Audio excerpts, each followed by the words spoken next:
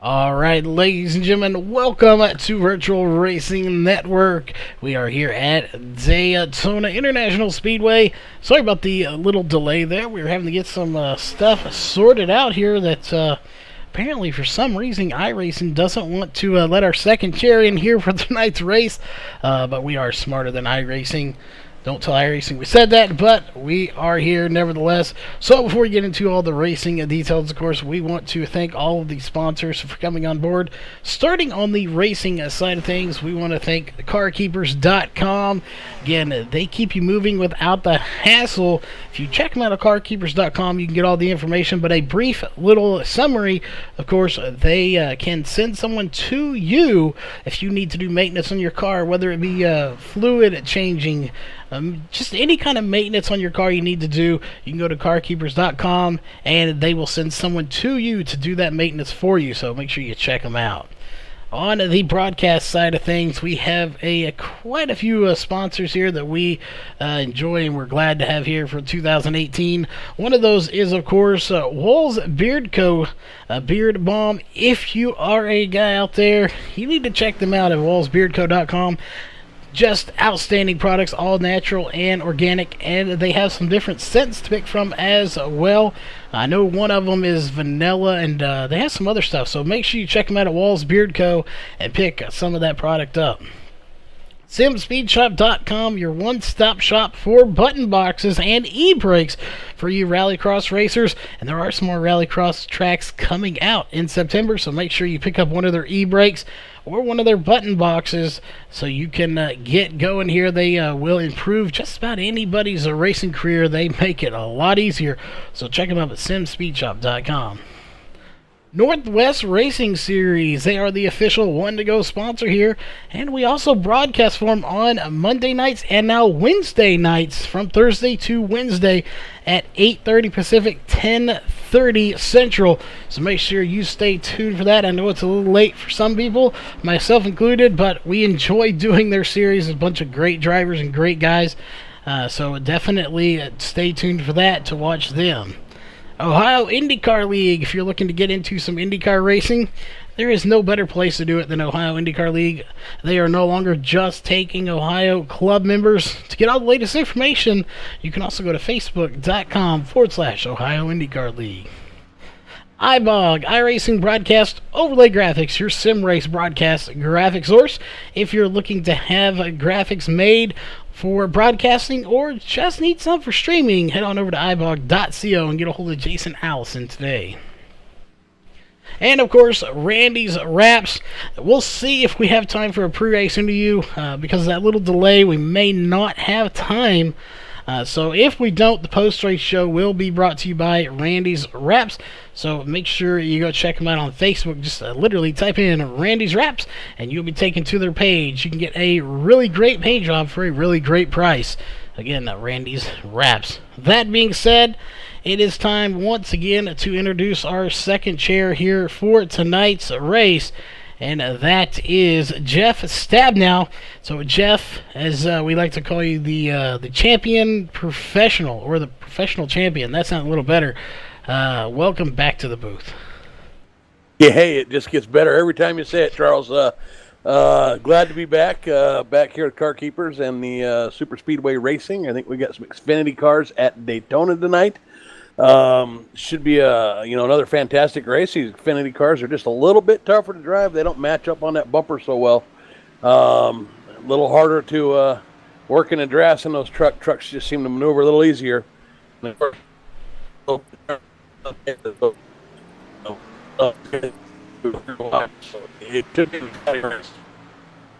we're getting a little robotic from you there, as we seem to still be fighting those issues. It is just not wanting to settle itself out here. Hopefully it will here in just a minute here. But again, that is Jeff Stabnow in the booth. Hopefully that robo voice will go away before this race starts. But that being said here, we are going to take just a moment to step away and get some last minute stuff settled in, and we're going to come back here with your pre-race analyst followed by your point standing, so don't go anywhere, and we will be right back.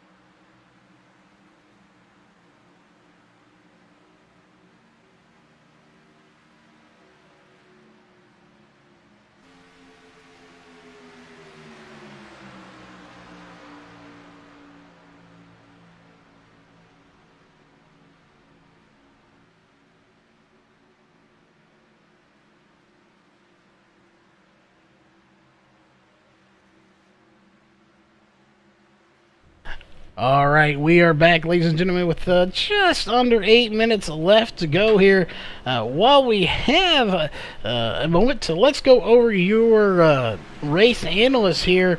11 mile per hour winds out of the east, and now it's 12s. It is getting a little gusty out there.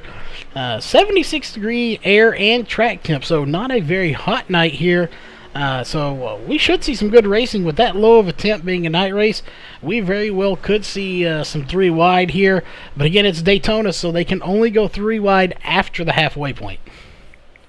Yeah, Daytona, unless you got a hot afternoon race where it's really hot, your grip's really not going to be an issue here.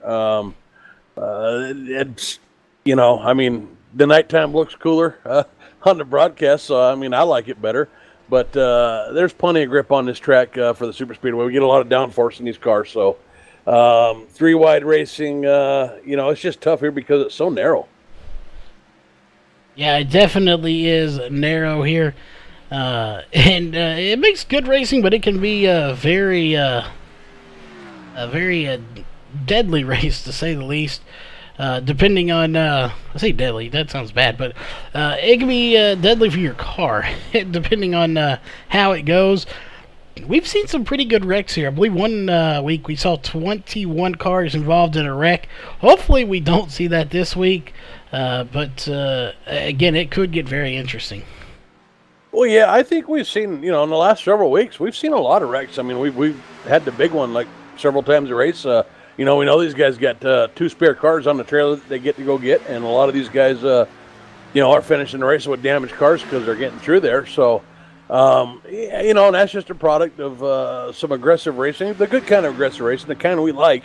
These races definitely are not settled to the end. I don't care if you're leading the race with 6 laps to go. We don't know if you're going to win it, and that's what makes these fun to call.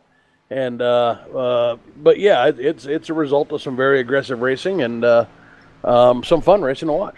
It is definitely some fun racing to watch. And speaking of racing to watch here, I do want to point something out here as we bring up our carkeepers.com point standings. Right now, your leader is Justin Levine coming into tonight's race. We did get word he is stuck at work, so he will not be here tonight. So this could get very interesting depending on how many points they can earn here in tonight's race. I have a feeling if Daniel Harrington is here, or even Gary Champion, we could have a new points leader coming out of tonight. I'm pretty sure we will. The question is, will it be Daniel Harrington or Gary Champion, or even possibly Daniel Jackson? Yeah, we had a conversation there again before, right before we got in the race, and we were talking about how close this points battle is. And I don't know what these guys have for drops. I wish I did, but we do enough of these leagues that I can confuse the rules between a couple every now and then, and I don't know if these guys have drops or what they have for drops, or how tight the points really are. But at 223 points and 222 points with the leader missing tonight's race, you can bet that is going to just suck these up even closer. Yeah, it is definitely going to make it a very close point standing when it's all said and done. And not only that, hopefully it doesn't just drop Justin too far in the points. I think he may drop to second, maybe third. I don't think he'll drop too far. But going through the rest of your point standings here, if I don't lose my voice again, get a little cough there. 5th place is Chris Akers, 61 points out with 205 points. From 6th to 10th, Daniel Holloway in there. Chase Galvin, Brandon Wilson, Donovan Ranta, and Scott Warren are your rounding out your top 10 in the points right now.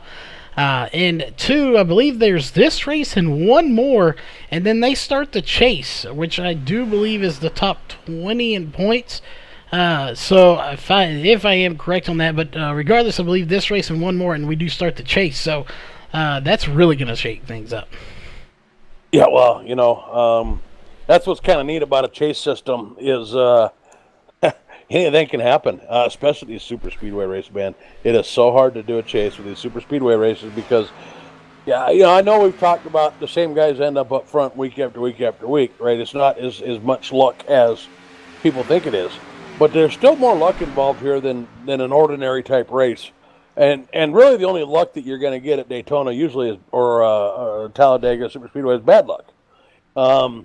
You'll be the beneficiary of bad luck, or you'll put yourself in a position where you can't capitalize. Regardless, you can't just bank on a top 5 or a top 10 position. If you're a top 5, top 10 driver, you may not finish a race. So, a chase in a super speedway series, with this type of a points battle, it's going to be really, really tight. It's going to be fun to watch, and it's going to be one of those where anything could happen type things. Yeah, I definitely agree with that statement. And it is coming up on that time. We have just at 2 minutes left to go here before we get to qualifying, which could get interesting. We got about, let's say, 27, 28, 29 drivers here.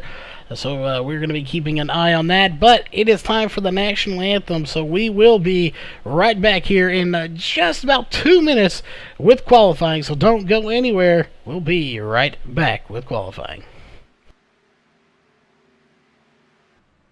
We take you down onto the track for our opening ceremonies.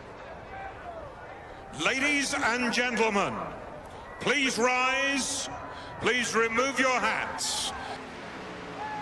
Oh, say, can you see by the dawn's early light what so proudly we hailed at the twilight's last gleaming, whose broad stripes and bright stars through the perilous flight o'er the ramparts we watched were so gallantly streaming, and the rocket's red glare, the bombs bursting in air, gave proof through the night that our flag was still there. Oh, say does that star-spangled banner yet wave o'er the land of the free and the home of the brave?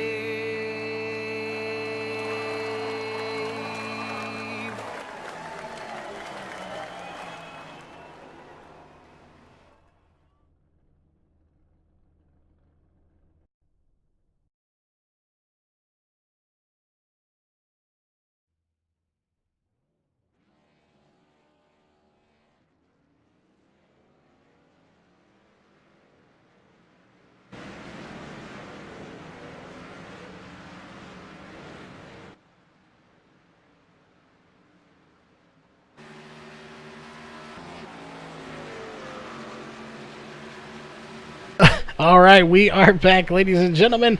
Once again, and qualifying is underway.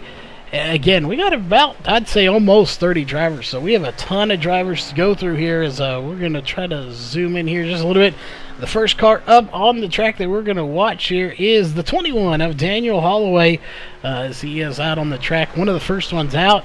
And again, this is going to be a huge field. There's always a lot of cars here in this series, so it's going to be very interesting to see how it all plays out.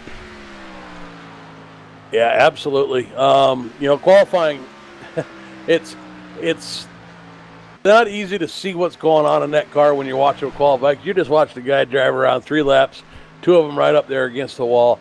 But qualifying is all about making the biggest initial lap that you can get, so you can get as much speed up for that fast lap, and then minimizing steering wheel movements. And you're just literally just full focus on trying not to turn the wheel too much, because just even the littlest unsmooth turn will scrub a little bit of speed off. And on super speedways, these guys are going to be within hundredths of a second of each other, and it's really going to come down to who built up the most speed on the outlaps, and then who ran the better line on the inside, so had the shortest line around on their money lap, and who minimized those steering wheel movements. So Yeah, it's difficult and hard to see that when we're watching it, but I can always appreciate it. Yeah, as times are starting to come in now. Stephen Patterson, I believe that's a new name here that I don't remember from last week. Maybe he was here and I just don't remember it. Is at the top right now. Jason Papp in second, Daniel Holloway in third, and hopefully I get this one right. Joey Amante. Hopefully that is correct. It's either Amante or Amante. I would have gonna go with Amante here tonight. What do you think? I'm going to go with that, Amante. How's that? Well, and I'm sorry, but John LeBombard, I think that one's new too. yeah, that one. He was actually here last week. I remember saying that name. LeBombard. I remember just that name was just a name that seemed to catch me a little bit. As he is currently sitting in 10th, as Chris Akers is going to take it to the top. You know, I don't typically have a favorite driver that I root for, but I'm hoping he wins this just because he's got that races card. Going for the candy bar car, huh? Yes, I'm a kid at heart. Chris is a fun guy to watch. We really talked about him a lot last week, and I obviously you guys know for super speedway racing, I mean there's an art to it. And it's almost like, choreographed, and you got to just all kind of work in unison. And I really like watching the aggressive guy too that's not willing to shake things up, not afraid to get that third line started, not afraid to go between the middle of two cars there if they get a little bit too far apart. And for me, Chris Akers is that guy. He's definitely one of those guys that he's always up front or find his way up front. Gets caught in some wrecks, but he's one of those guys that just shakes things up and makes watching this kind of stuff fun for me. So, while I don't root for him, I certainly do like watching him. I don't root for anybody, right? Yeah, it definitely is fun to watch him. And speaking of choreographed racing, you have to work together here. As we're watching Greg Hooks in 16th place right now, 45 seconds left to go. You were talking about that. It's interesting because I had a snake in my backyard this week that I had to kill. This race is kind of like when you talk about working together, it's kind of like a snake, how it kind of slithers back and forth. That's how they'll go here. You'll see them kind of weave back and forth, but they have to do it in unison. They have to work together. It's kind of like when it goes bad, it's kind of like trying to kill that snake in the backyard. He just starts running all over the place, going every direction. And when it goes bad, that's what it looks like on here, to be honest. So hopefully they can stay in unison and work together here. And if they do, we'll see some really long green flag runs. And if there's anyone here from PETA, I have never even been to Charles's backyard. I had no part of that. Well, it was a rattlesnake, and he was mean, and, I didn't want him in my backyard. So, it was either him or that snake or my dog. So I went with my dog instead, trying to protect it. So sorry, PETA, but I had to protect my yard. That being said here, it is time to get to the Walls Beard Co. starting grid, and we have I'd say about 32ish drivers here that have connected, so we'll split it down the middle. Jeff, you want to go through our top 16 drivers, and then I will bring it home to our first 8 rows. We'll do it, Charles, but I never remember how many of these I'm supposed to go through, so we'll give it a start, and I'll pause when it's your turn. How's that? All right. All right, on pole tonight. Your pole sitter is the 01 of Travis Brown. Starting outside him on the front row as well, the 15 of Greg Hooks. Row 2, we've got the 350 of Alex Kinsler, and outside him, the Reese's car, the 4 of Chris Akers. In row 3, we've got the 420 of Donovan Ranta and Dwayne Cooper to his outside. In row 4, we've got the 76 of Scott Warren and the 21 of Daniel Holloway on the outside. In row 5, we've got the 84 of TJ Buck, and we've got the 12 of Abe Bauer. In row 6, we've got the 6 of Stephen Patterson and the 18 of Gary Champion. In row 7, we've got the 54 of Randy Post and the 95 of John Lombard. And in row 8, we've got the 88 of Joey Amante. And rounding out your top 16 is the 25 of Mitch Beaver. In row 9 is going to be the 83 of Jason Papp and the 03 of Corey Henry. In row 10 is going to be Daniel Jackson and the 48 of Mark Johnson. Row 11 is going to be the 50 of Jeffrey Meyer. And, well, you're in here as a broadcaster, but that was our problem earlier. We couldn't get you in here, so you're not going to be on row 11. Row 12 is going to be the 24 of P.J. O'Leary and the 501 of Brandon Wilson. Row 13 is going to be the 32 of Alexander Russell and the 66 of Scott Leitner. Row 14 is going to be the 27 of Jim Walton and the 63 of Jody Burton. Row 15 is going to be the 82 of Dan Harrington. And not sure what number it is, Darren Manning starting in 30th. That is the 41 of Darren Manning. Row 16 is going to be the 14 of David Harp and the 13 of Ted Manning, who I believe is running race control tonight, so he is not racing. And that will do it here for your Walls Beard Co. starting grid. We have 30 drivers starting the race. As always, we keep saying it, it's going to be a good race. Yeah, don't rule me out yet, Charles. I still got time.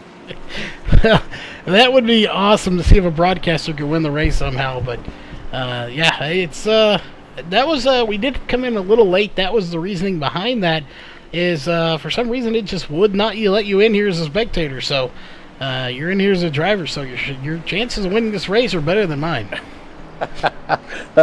You know what they say, those who can race, those who can't broadcast. Is that how it goes? Well, I'm broadcasting for a reason, Charles.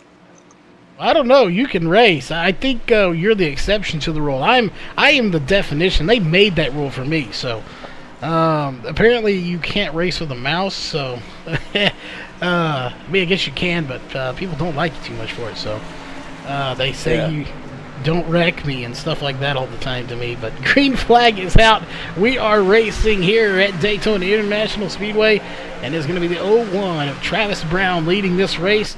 Again, they can't go to 3 wide until the halfway point on lap 41. So we're not going to see any 3 wide, but don't be fooled. We will see some really good 2 wide racing action.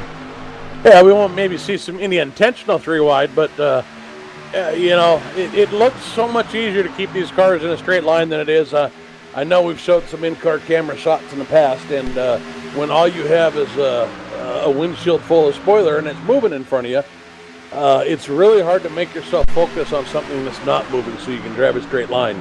And cars will start snaking, and the next thing you know, some guy ends up 3 wide and didn't even mean to. So it'll happen. I think we just saw a little bit of almost start forming there at the front of this pack. Yeah, you're definitely going to see some 3 wide accidental. And come race after that halfway point, you're going to see some intentional 3 wide for sure. I have no doubts about that. So that is just something that you're going to expect here. These guys really like to go 3 wide, but they have that rule because this track is skinnier here.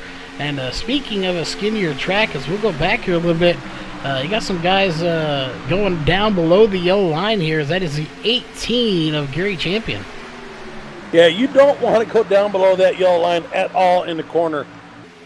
Even in the tri-oval, you really don't want to, because that banking transition upsets this car, and you're going so fast, and all the downforce that you're using here at this track, anything that upsets that car, upsets that downforce, it will just shoot your car in directions that you have no ability to predict. So getting down there in that apron is a very easy way to cause a wreck. Yeah, it is very easy to cause one. So far, we are not seeing too much of snake action going on here. It looks pretty clean, but we are keeping a very close eye on that here as we're zooming out to a different camera here to get a better picture of just how big this field is here, as your front group here is much bigger than we've seen in the past, and part of this could be because of that 2 wide rule, or 3 wide rule technically. That front group is about, I'd say 20, 22 cars, maybe around there. Yeah, that front group's starting to get split up here a little bit. I guess it is still the front group, but they're not that far separated yet. I think that second group's still within about 2 seconds, which means, or close to it from the the last guys in the other pack, which means they're still caught up in that draft a little bit. They haven't actually quite formed that second group. As long as you're about 2 seconds there, you usually catch a little bit of draft. They're in a single file line here. So I would expect at this point they probably could suck up if they want to, but watching that gap grow, it looks like they are intentionally dropping back here into getting a separate pack that's completely isolated and hopefully gives them enough time to avoid any accidents. Yeah, and that is a valid strategy here at Daytona or Talladega, is to lag back and try to, get yourself that time. And, some people just do it early in the race just to have that security blanket there, the little space. Others, they see something happening in front of them, and then they start backing off if they can. And that's a very good thing. If you start seeing these guys get way too crazy, it could be a good call to kind of, back off a little bit, lose 1 or 2 positions, maybe 3 or 4, and in the end, if there's a big wreck, you gain 10 or 15 positions. It's an 80-lap race. There's plenty of time to go from the back to the front again, in this racetrack. So the first half of the race is all about setting yourself up for the second half of the race.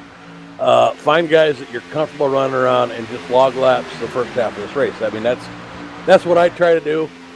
If I can get up front, I always feel like that's a safer place to log laps. But if I can't, then, I'm dropping in the back like some of these other guys. I don't want to be in the middle because, we talk about bad luck happens. Well, bad luck tends to happen to the guys in the middle of this pack way more than anyone else. So, yeah. I mean, that's what I try to avoid, and I think that's what a lot of drivers try to avoid too. Yeah, they definitely try to avoid that, and don't typically have to address chat, but we had some cursing in there, so try to keep the cursing to 0. That would be great, but Dwayne Cooper out front leading this race in the 00 machine. Now it's going to be Greg Hooks. These guys are trading this lead back and forth. Again, our system only actually scores it at the line or at a scoring loop, but they've traded the lead here about probably 12 times up at the front here. Daniel Holloway trying to get up to the lead if he can in second. So is Chris Akers in the 12 of Abe Bauer, all trying to get up there and get some laps led. Yeah, we got that 00 car in that 21. Looks like they're trying to figure out how to get to that inside line there a little bit. They're pushing a little bit tighter occasionally.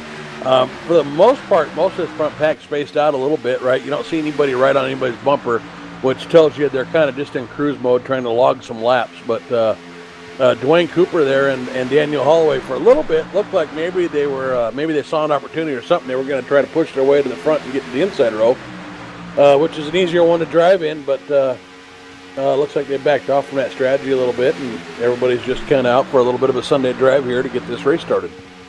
Yeah, they are just out there hanging tight, and that's a good strategy. And again, like you said just a few moments ago, we have 80 laps.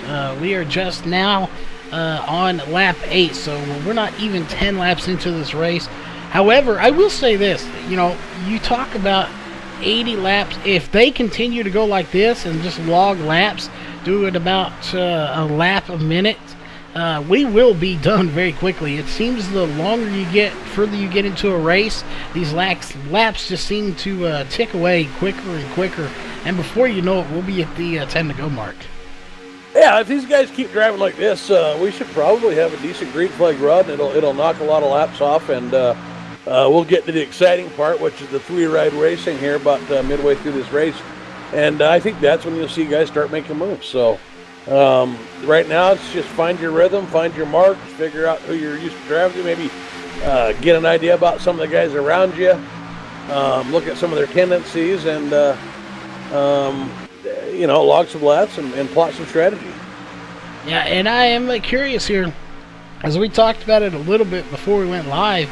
Our biggest wreck we've seen in this series was one that took out, I guess it didn't take them out, it collected 21 cars. The guy in 22nd went all the way up to like 3rd or something like that. So it was a huge wreck regardless of somewhere in there. 21 cars. Will we see that big one here? I say will. The question really is when will we see the big one? If we don't, that's going to be a phenomenon. But The question is, when will we see the big one? I think it's going to be closer to lap 45 to maybe 50 or 60. Yeah, meanwhile, back to some things that are happening on the track here. Daniel Holloway pushed Dwayne Cooper to the lead. And now Daniel Holloway is working with the 12 car there, Abe Bauer.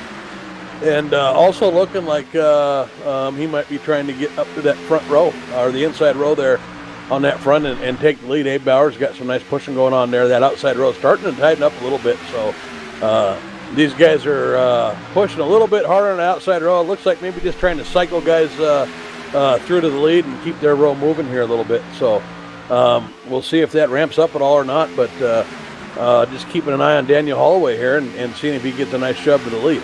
Yeah, he is, and that's some really fast drivers in there. Greg Hooks back in the 15, so you got some really good pushers back here that are very fast drivers. Daniel Holloway, Dwayne Cooper in the top 3, Abe Bauer, we talked about him quite a bit. Chris Akers again in there in the 4, Randy Post in there. Travis Brown, another great driver. So really, Donovan Ranta, your top 8 drivers here, even your top 10, those are drivers we see up there quite often as they're back up there again. But I want to go back here a little ways to this other group back here.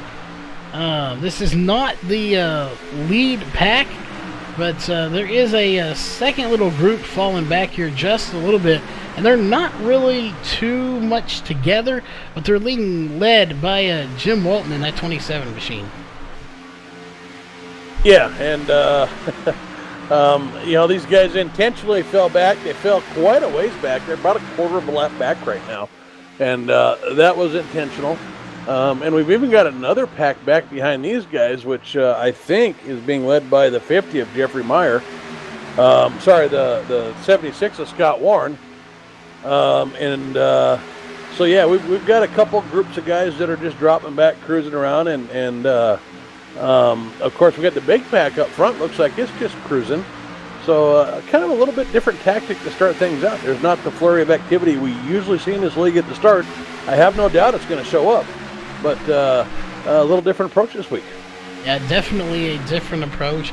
Part of that probably just being the 3-wide rules. Some of that, these guys don't want to see caution after caution. They want to get green flag racing, and they're doing a good job of it here as we're about to be on lap 15. So here at lap 20, we'll be at the halfway point to that halfway of the race. So we'll be halfway to halfway. But we'll see as it's the 21 of Daniel Holloway that's out front now. He has led 3 laps. We have 4 different leaders here. Hooks, Cooper, Holloway, and Akers that have led laps. So a few drivers here that have led some laps. And while these guys are battling, I do want to point out too, I did get confirmation from the league owner, or one of them, that when that new Camaro comes out, they are going to allow both Chevys in here for the remainder of this season. I want to back up to the Daniel Holloway taking the lead there. I don't know if you caught that on the camera, but he had Abe Bauer pushing him, and you noticed he did not drop down. He was trying to stay on that outside. Abe Bauer backed off and didn't go with him, so Daniel Holloway smartly was trying to kill a little bit of that 12 momentum, or at the very least take him with him, so he didn't have the momentum to come back and get him and maybe break up a little momentum from that outside line. But the 12 car of Abe Bauer just didn't want to do that, right? I think he wants to cycle out to the lead himself, so pulled off the back bumper of Daniel Holloway there, and now he's hoping that the 54 car of Randy Post will push him to the front. So definitely these guys in this outside row are trying hard to get cycled up to the front, and we'll see if Randy Post and Abe Bauer can get it done now. Yeah, they're, you don't necessarily notice it as you're watching this here, and we're watching it when it happened, as now the 12 is getting up there. You may be 2 rows, but it kind of works like we got somebody on the apron back there, Charles, back there by about the 6 car. Ooh, there's the caution. It's the number 32 of Alexander Russell, who, just barely gets into the inside wall.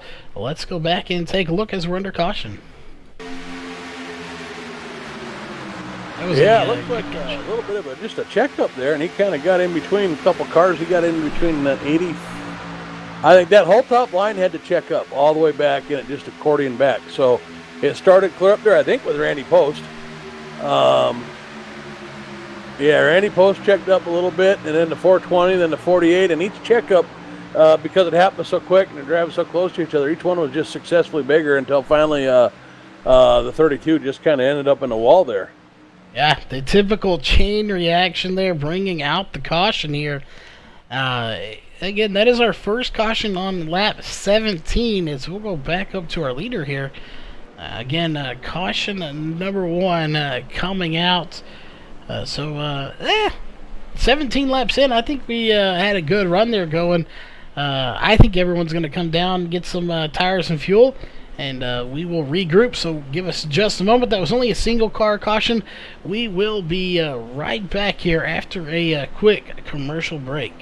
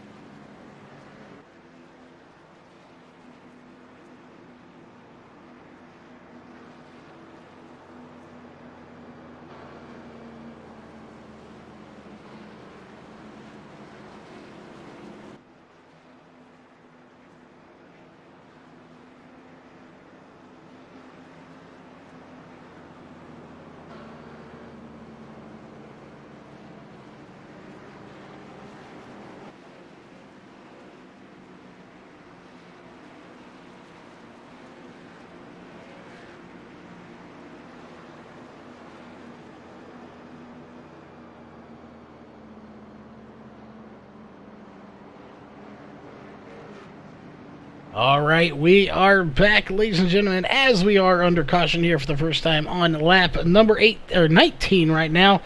Well, I think everyone had some pretty good pit stops here.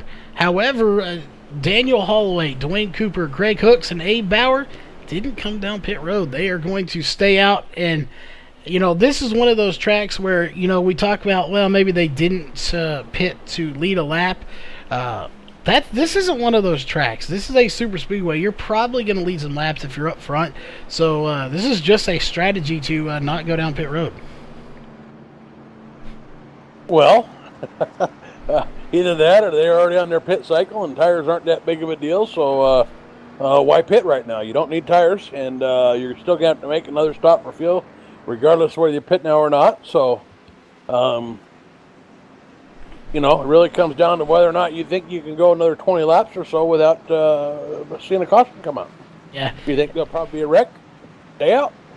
And I did get a message from Ted Manning, the race control and league owner, tonight. Just read it. Said if they went caution free to lap 20, the 3-wide rule would be lifted. Well, I don't think we made it. I just now got that message too. But literally got close. They went to lap 17. We were 3 laps away from making it. Yeah, well, yeah, we'll be there soon enough. There really isn't a whole lot of reason to be going 3 wide. You know, 20 laps into a race, I guess. You know, if you've got an 80-lap race, there's still plenty of time. Even if you can't go 3 wide till 40 laps in, there is still plenty of time to get those lines moving, cycle up the front. You know, I think 10 laps is enough in some instances. If you get enough good guys. Although here, you know, on Daytona being a narrow track, we're more likely to see cautions too, which may actually be counterproductive if you're trying to get to the front. Yeah, it very well could be counterproductive. And like you said, this track being narrow like it is, there's really no point to going 3 wide right away. But later on in this race, so when you have 10 laps to go, you will definitely see some people 3 wide because there are going to be a lot of people wanting to get to the front.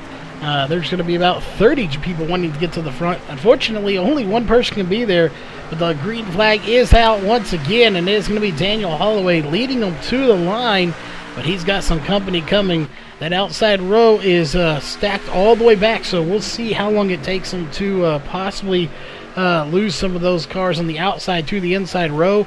You know, typically we've seen these guys on restarts. About every other restart, it seems like they go single file. It looks like that's what they're doing here now. Well, a lot of times, you know, if one of the rows, particularly the outside row, doesn't get a good start, you'll jump down in that inside row because you don't want to be all spread out. You really don't want to be out there with 3 cars that are unorganized.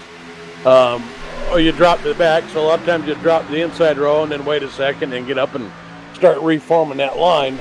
It's more of a defensive thing, so you don't end up getting caught out there by yourself. So looks like, you know, while I've been talking, we've already seen 3 more cars jump on that outside row. So it's getting organized, and looks like we're going to start probably seeing it. We'll move right back up to the front there again.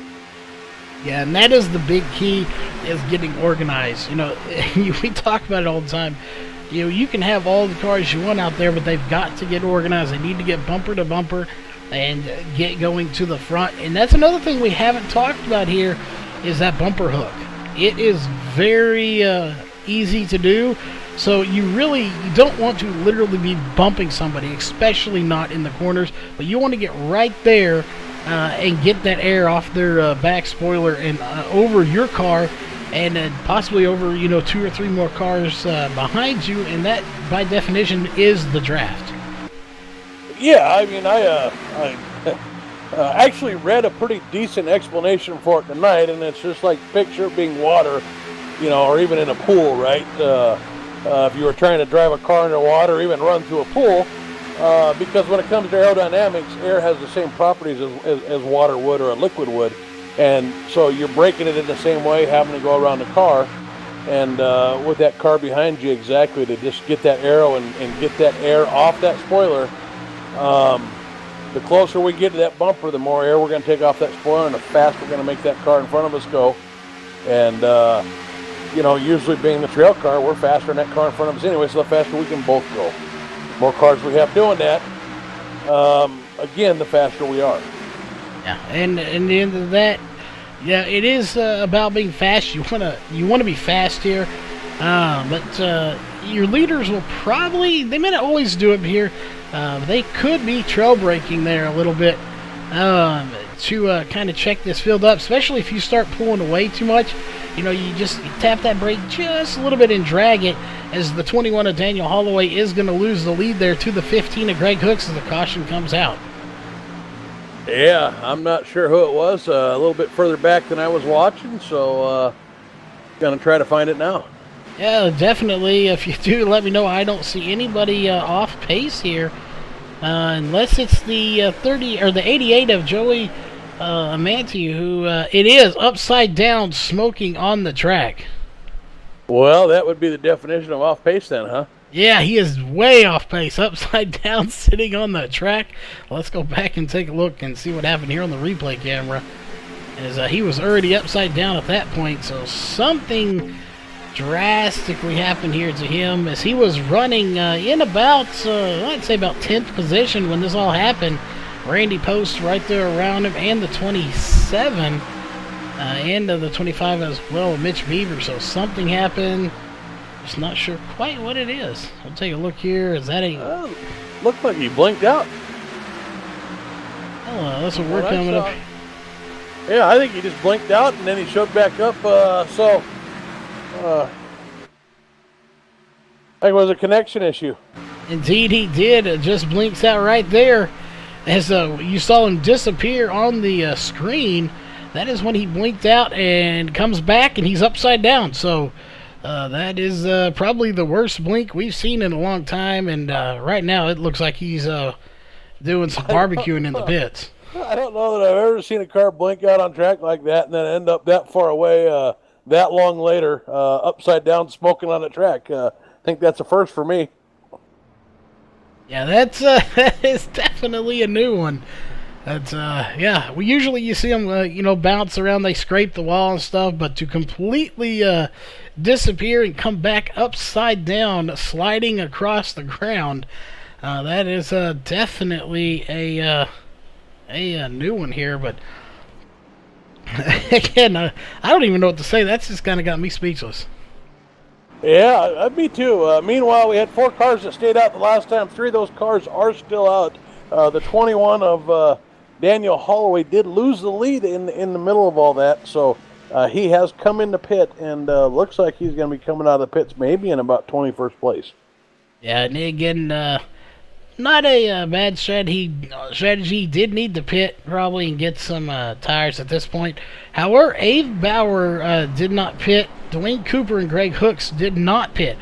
Again, this is one of those tracks where we can really see, okay, that tire wear is going to add to slower laps, because it really won't. Tire wear is not a big issue here. I know you talked about it in the pre-show.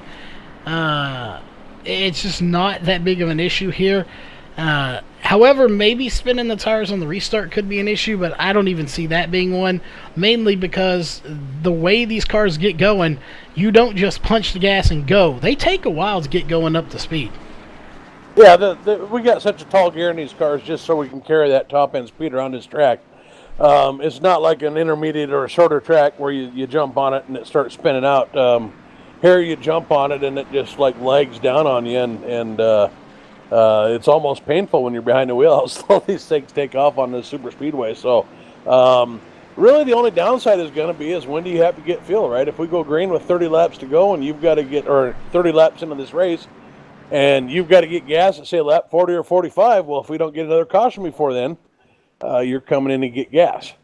However, everybody else behind you is going to stop at least once anyway, so if you can make it and the cautions work out right for you, why not? Yeah, definitely agree there. Why not come in and get some tires? If you don't, we'll see. A caution could work out. We are probably going to get the green flag here roughly around lap 30. 29:30, which means we'll be 10 to go here before that 3-wide rule is thrown out the window. And again, even though it is, I don't think we'll see too many. I'm with you. There's no real need for it at the moment. But we will see if anybody tries to do it. Even though they don't necessarily need to. I think somebody will. Yeah, when we when we get to that point, absolutely, it'll happen. While we're pacing here, Charles, I was scrolling through chat a little bit, and there was a question there at the beginning, way back at the beginning, where somebody was asking who your favorite NASCAR or other broadcaster is, Charles. I would have to say my favorite's NASCAR broadcaster. Probably, I don't even know. Probably too many of them, to be honest. would probably be back in about the 2000s, early 2000s. When DW was in the booth, he still is, but him, Larry Reynolds in there. Back when it was more, I don't know, fun in the booth. That's kind of where I got how I wanted to be. Was they were serious, but at the same time they were cutting up and having a good time in the booth. And I just like that style of broadcasting. Yeah, I like that. I like it when they have fun in the booth. I'd have to say, to be honest with you, I think Steve Letart's probably one of my favorite NASCAR broadcasters now. He has a great way of just kind of simplifying the complex. He explained things to you in a nice, simple way that's easy to understand. And, I like guys that can explain things to you and kind of teach you when they're broadcasting. So I think, current broadcaster, I'd have to go Steve Letart. Yeah, definitely a good broadcaster. I know a lot of people out there, ever since Dale Jr. yelled slide job, I think he's gained a lot of fans in the booth. I won't say he's one of my favorites, but I definitely think with his, short track dirt that he likes, I think it's a cool new addition to the booth. I won't say he's one of my favorites just yet. Now, if they ever want to put Harvick in the booth, I might go for him. I don't know how good he would be, but I think it would be cool to see him in there just because he's my favorite driver. You need to watch more Xfinity races. He's done quite a few of those, I think.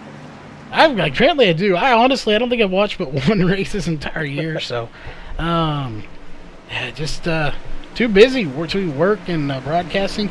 It's a full-time job around here, but speaking of full, there is full on the gas pedal now as we are racing, and we're getting contacts stacked up back here around Randy Post, as I don't think somebody got going quite as good as somebody else thought they were going to, and we had a little checkup.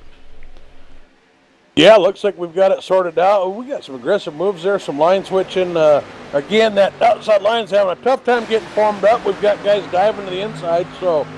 I got 5 cars out there now. We'll see if they can kind of stick with it and get sucked up. It looks like they're starting to. And now we get cars driving back up outside there. So here we go. Yeah, we'll see. Well, it's going to be interesting. They're really spread out here from about, I'd say, 6th, 7th on. But they're going to have to regroup, and they will. As it looks like the 27 of Jim Walton really wants to get to the inside lane. As you saw him kind of dive down real quick. And then realized the 350 was there, as I really think he wants to be on the inside lane versus that outside, but it's just not happening right now. Well, we know that a lot of guys are uncomfortable running that outside lane. Now these guys, this being a super speedway series, I would think most of these guys are pretty comfortable in whichever lane they're in because they run these every week. But if you're going to just cruise around this track, I think the inside lane is a much easier lane to do it in. And, seeing how we still got 10 laps to go before we're allowed to lift the cap on this 3 wide, maybe that's what he's trying to do is just find a nice, safe place to go for 10 laps. Yeah, and that is a key here, is those 10 laps, try to hang in there. I am curious. I want to know who the first one will be that tries to take it 3 wide. Excuse me.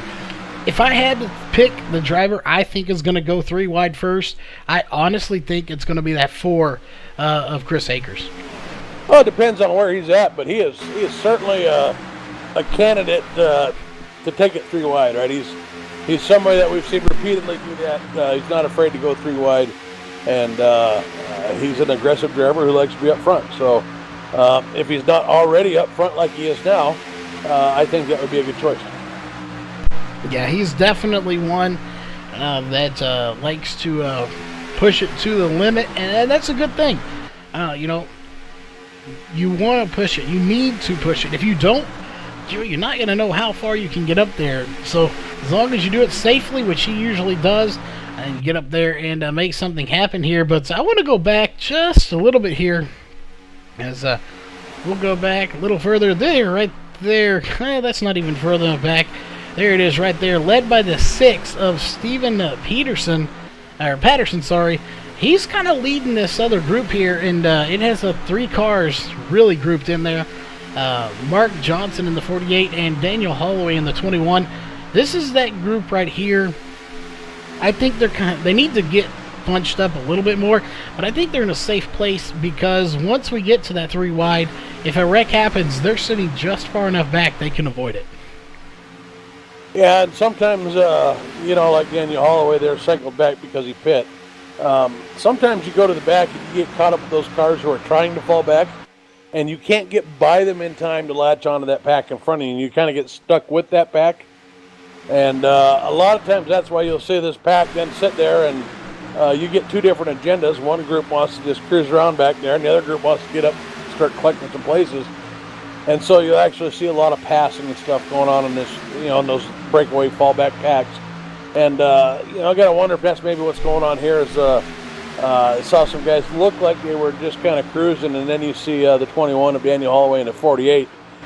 These guys are bumper to bumper here, and definitely trying to get this line moving here.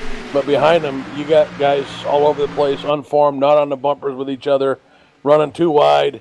Oh, sorry to cut you off. We had contact back here. So I'm not sure who it was. A little ways back here. I'm not sure who that was. It was back here. It looked like the 41 of, not the 41, the 14 of Darren Manning and somebody else, maybe the 95 of John Lombard that got together there. They did recover, though, so I didn't mean to cut you off, but those two door slammed each other, but both did recover from it. Well, 3 wide up front, and it's Chris Akers on the outside row along with Randy Post. So we did not make it to lap 40, and you did get your 3 wide bet right there, Charles. I should have put some money or at least maybe some races on that. And I'm wondering here, is they're 3 wide, how long they'll let them run here. Maybe they got the okay to go ahead and go 3 wide, but there's Randy Post dropping down, and so is the 4. I think they didn't intend to do that. I think they may have just got kind of hung out there. Yeah, I'm going to actually back up and try to take a look at it because I can. And not sure exactly what did happen here. Still looking for it. Yeah, I think you're exactly right. It kind of got forced to the outside row there and had to fall all the way back. The old one car was pulling up from the inside and probably wasn't all the way clear, which forced the 4 Chris Akers up. So I don't know if we can give him credit for officially starting the 3 wide. I think that was more of a survival 3 wide. I'm still going to go with it that I called that he was the first one to go 3 wide. Whether it was a survival or intentional, like you said, look more of a survival thing here, as he did tuck in. And the 54 Randy Post could have left him out to dry, but he actually did the respectable thing here as a driver and let him in front of him. For one, it helps him. It's just one more car in his row, so there's really no need to try to stop him from getting in. And, it's just a racer respectable thing to do, and it helps his line, so it really wouldn't benefit him anyway if he didn't. Yeah, I think the 4 probably would have tucked in behind Randy Post anyways. Probably didn't matter, but maybe Randy's just wanting to keep that aggressive driver in front of him, so when he does do something a little crazy, or not crazy, but a little more aggressive, Randy can follow him through and be there to capitalize that on it as well. I mean, that would obviously I don't know what Randy was thinking there, but that'd be my guess. And I think we saw another 3 wide there for a second. Yeah, there is. We are. The 4 is 3 wide again, so I'll give it to you, Charles. Well, he definitely likes to go 3 wide, and we're getting closer. We're on lap 38 as they come across the line right there. So lap 38 of 80. We are now 2 laps at the completion of lap 40. They can get out there, and I definitely think the 4 is going to go out there now. The question is, who's going to go with them? Will the 25 of Mitch Beaver or the 54 Randy Post go with him when he goes 3 wide? I have a feeling at least one, if not both of them, and maybe some others may jump up there as well and try to get to the front. Well, he tried to take it 3 wide again while you were talking there, so as far as he's concerned, this cap's lifted, and he's just trying to get up there and get going. He needs a couple cars behind him to catch up to him and follow him up through there to make that stick. But if he does, I think if we see this 88 catch up to him here, we might see him jump out there and try that again. Yeah, we very well could. As we'll see right now that 27 is pushing the 01 to Travis Brown, and Travis wants to get to the front. He has already led 2 laps in this race, and he wants to lead some more.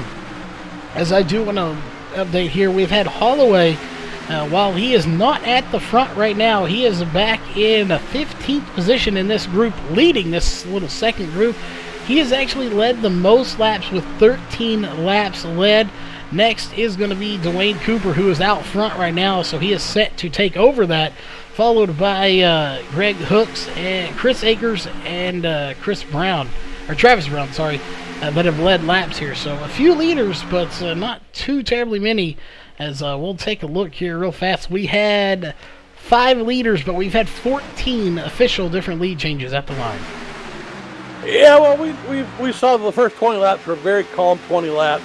We ratcheted up intensity a little bit on the next 20, started driving closer together, but we are on lap 40 now, so we expect the intensity to really wrap up, and we see Chris Akers is trying lap after lap to get this thing going. He's on the outside again, trying to get something going 3 wide here, so as soon as he gets some takers with him, and I think they're starting to line up behind him, I think things are going to get really exciting here. Yeah, and we are actually coming up on the line here right there. We can officially go 3 wide now as we have completed the halfway point, 40 laps to go. And surprisingly, I really figured he'd be 3 wide crossing the line. As the 27, I can't tell if he's trying to get 3 wide or if he's just trying to get some fresh air. Oh, big wreck! Looked like he got turned, shot right into the wall, took out most of this front pack, including the Ford Chris Akers, the 27, 12 car, the 82 car, and several others that were able to keep going that I couldn't get the numbers on. Let's go back and take a look here on the replay cameras. We're watching the 00 of Dwayne Cooper, and we'll watch this, and then we'll watch on board, as we'll see exactly what happened. We may have to go to the blimp camera to see. That is too far away. And just hard to get a good picture here. And there it is right there. I'm not too sure if the 00 Dwayne Cooper didn't come up a little bit. But regardless of what happened, who went up or down, that was a huge wreck at the front of this field. And now we see why those guys were hanging back at the back. Yeah, I tend to agree with you. I think Dwayne Cooper drifted up there just a little bit, kind of in the middle of that corner. He didn't really get above that seam, which is kind of what we use a lot of times to define whose lane it is. They actually kind of met on that seam, but a lot of times in the corner, the outside lane actually gets to come down below that seam a little bit because the inside lane keeps it pinned to that double yellow. So, yeah, I mean, hard to say exactly who moved the most. Looked like they both moved a little bit, and we got another caution here, and we'll see some 3 wide when these guys get back out here. We do indeed, and here comes, we're watching on board with Dwayne Cooper. There goes the second group, and he actually somehow gets hit by a car in the second group. I'm not sure who that was back there that got a piece of him, as we'll go back up to live. Again, I'm not sure who it was. It looked like they were in a popsicle car, to be honest. I'm not sure who it is, but he still managed to get another piece of the action here, but everybody coming down pit road. Yeah, it looked like, not sure what that was. That was a black and red car there, or white and red car there. But, no, that was a pretty rough view there, staring down these guys coming at you 180 miles an hour, hoping they miss you. Yeah, definitely is, as we'll watch them here. And I'm not sure we have Kevin Jackson in chat saying the 00 controller battery dead. I don't know if that is accurate or if that's just a guess in chat. But we do have Dwayne Cooper in chat, I do believe, or here in TeamSpeak, so we might see if we can pull him up. I thought we had him anyway. Yeah, we'll see if we can find him here. I'd be surprised if he's running a controller up there, though. So hard to keep those to run these super speedways here. I can't imagine trying to do that as effectively as these guys are doing that with a controller. I gotta think all these guys are running wheels and pedals here. Yeah, I would almost think so too, and I do not see him. I know he's been here in the past, but we do not see him in here. So Since we don't have him to talk to, we are going to step away real quick for a commercial break, and we will be right back.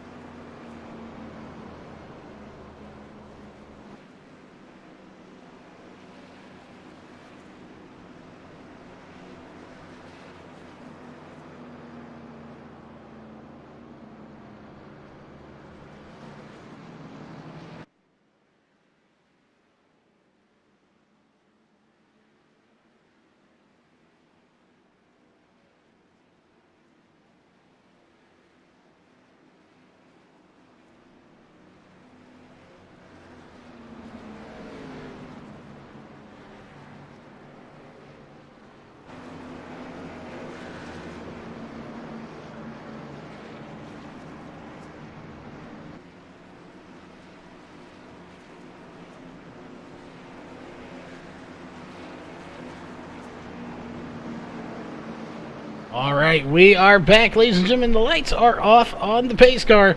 That means we are going racing once again here on the next time by. I'll take a look here at our cautions. We have had 3 cautions here, only 3 cautions, 11 laps under caution, 36 laps to go. So we are past the halfway point here, which means 2 things. 1, well, we're past the halfway point. This race is getting closer to the end now. And 2, they can go 3 wide now, and we've had 16 different lead changes. We currently have 28 drivers on the track, only one of them a lap down, and that is the 88 of Joey Manti, who is 1 lap down. Everybody else on the lead lap and getting ready to start this thing once again. Yeah, we got a whole new top 5 up here after the lead car wrecked, and we lost most of our top 5. Corey Henry, Greg Oates, Daniel Jackson, Daniel Holloway, and Gary Champion. And there it is. Green flag is out once again. Holloway back where he was before. Again, we have a tie for the most laps led between Holloway and Cooper. And they are sitting right now, Daniel Holloway in 4th. And Cooper, that is Dwayne Cooper, back in 21st spot. So he's got some work to do after that incident to get back up to the front. Corey Henry is up front in that 03 machine. And we know he's a very good driver. He just doesn't get to race so much. And I can't remember, I believe it's either Greg Hooks or Corey Henry. I can't remember which one of them was told this will be their last race. They are going back to work on the night schedule and won't be making any more races. Well, Greg Hooks comes down to the lead, leaves Daniel Holloway out there up front in the outside row, which the outside row got much better organized on this restart, even better organized than that inside row. And the 15 and taking out several cars behind him. Daniel Holloway escapes it. Top 3 cars in the outside row survived. Yeah, and it is a massacre behind them, though. There's a ton of cars involved. The whole back of the field getting a piece of that. Let's go back and take a look. Those are teammates hooking each other, so you know it wasn't intentional. It never hardly is, but that's got to be disappointing to the 15 who gets hooked by his own teammate. Yeah, well, we talked about how much harder it is to push in these cars. How you really got to be so much straighter. They're just not as forgiving as the trucks, and that's exactly what happened. Teammates got into each other there a little bit, and just wasn't square enough there, and the 15 car goes around, and we got another big one up front there. We do indeed have another one coming out here as we'll go back into live and go to the front. That's going to put the 21 of Daniel Holloway back in the lead, so he somehow squeezed through that as that was right in front of him. I don't know how many cars we got, but it was definitely double digits there, Charles. It definitely was double digits. It looked like it was only going to be 2 or 3, and then the whole back of the field came in full speed, nowhere to go, and just right into the pile of cars, bringing that total up to at least 10 cars involved. And quickly coming to another caution here, as we'll see if we can get Daniel Holloway in here. I know he's here, so we'll pull him up very quickly here. Daniel Holloway, you got a copy? I sure do. Well, we got you here in the booth for a minute here as we're riding on board with you here. Kind of go over here, first off, just in general for this race, and 2, how was it avoiding that wreck? I barely heard you there, but I heard you say something about avoiding that wreck. I'm just glad to be on the outside with TJ behind me, and I saw in my mirror that looked like the whole field wrecked, so just lucky I was on the outside there. Yeah, it was very lucky to see you get through there. Again, that involved at least, we counted at least 10 cars involved in that. A lot of people coming down pit road. You opting earlier to not come down pit road, and now this time it looks like you're going to stay out. We know the tires aren't too bad here, so do you have a strategy, or are you just trying to hang in there right now? Yep, I had my teammates up here with us. We had a strategy in that last good green flag there to that last caution, and I think we're set pretty good right now, but the goal is to stay up front and try to get a good finish. Well, hopefully you can here, and before we let you go here, first, Jeff, you have any questions here for Daniel? No, Daniel, you've always got a pretty good fan club here in chat, so we'll probably just let you get some shout-outs here and get a few words in here before you get back to your car. Yep, I barely heard what you said because everybody's talking on the other intercom. Yeah, it's just still survival. Still got 30 laps, so anything can happen. All right, thanks, Daniel. We'll get you back to your teammates here. Yep, thanks, guys. Good to talk to you guys. I just want to say a lot of people watching. Just want to do a shout-out with everybody. All right, well, there was the 21 of Daniel Holloway. Can't quite hear some of everybody else talking to him, but I know he didn't hear you say it, but I know he wants to give a shout-out to, obviously, Ashley in chat, who is watching him here tonight. Definitely a good driver, so we'll see how he finishes up, stacks up as I like to call it. He's in first right now. He's led the most laps, but again, it's super speedway. Just because you're leading now doesn't mean you will be in the end. I'm sure he wants to be, but we'll see how this is. And we still have yet to see any three-wide action, really. And Mongoose 42 asking if Corey made it, and Corey did not make it. He was involved in that, caught the apron, and he shot back up the track, and I think he got hit by about 10 cars. So I'm pretty sure he had to get himself a new car, which I'm sure he had at this point because it's been a pretty clean race. And going to have to start working his way back up here again. Yeah, I'm not even sure where he is at the moment. I'm looking for him now, but, well, he's in 11th place, so there must have been a lot of cars that got some damage there. Yeah, there were quite a few getting involved. Yeah, he somehow survived that. Again, there was 2 teammates that hooked. He was the one that hooked his teammate on accident. He did get some damage, but luckily able to get it back. Again, they have those fast repairs, and he hasn't been involved in anything here. So good to see him there. He's a good driver. Just working his way through there. TJ Buck, someone we really haven't talked about in that 84. I'm kind of addicted to those candy bar cars, but he's got Captain Crunch on there. That's pretty good cereal, too. I hate to tell you, the trading paints for me, there's 2 paint jobs that aren't working, and then the 2 candy bar cars right there, well, the cereal car.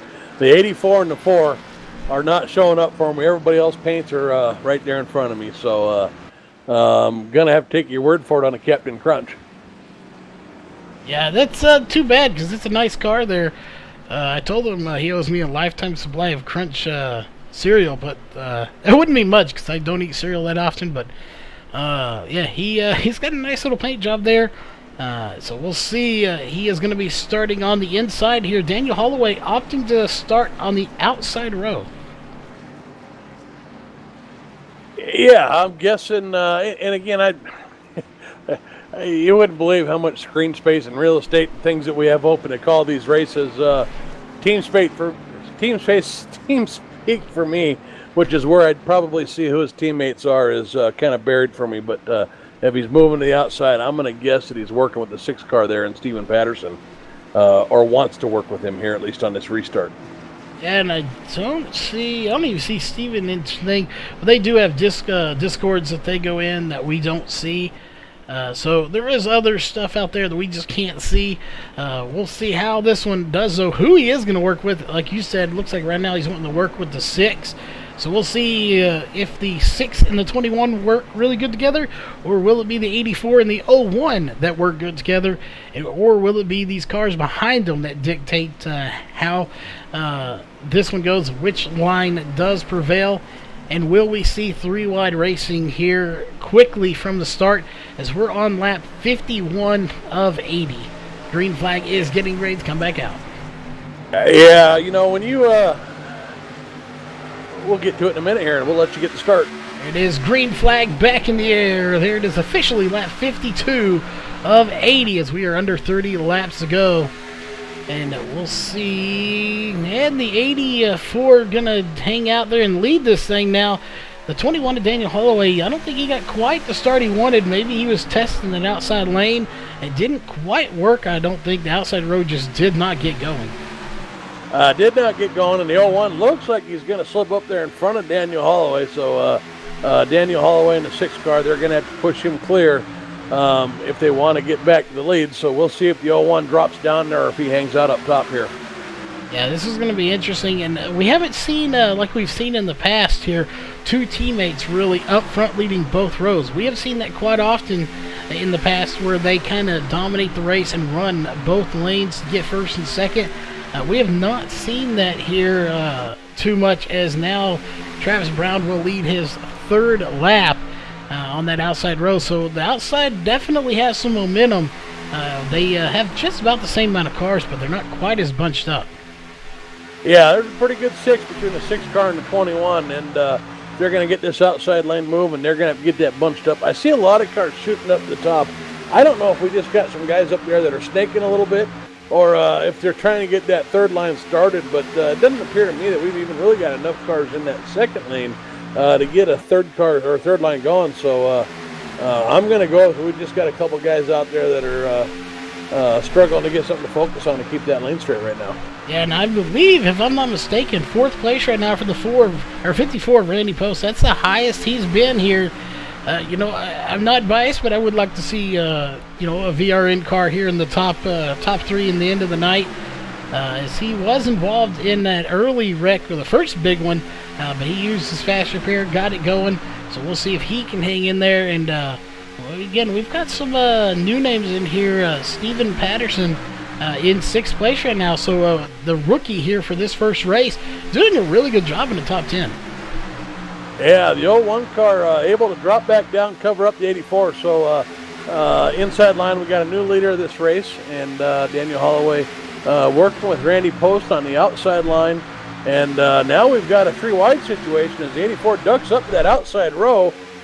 Forces the 21 all the way to the outside. The 84 in what we would call the sucker hole. He's in that line in the middle all by himself.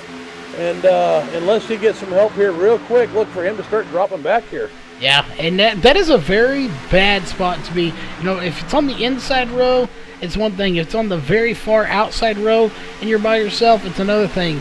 If you're stuck in the middle, that's a very bad spot to be, because not only are you going to fall back, is right now people have to split around you, and that can cause a caution as they're trying to avoid you on either side, and he is weaving back and forth quite a bit right now.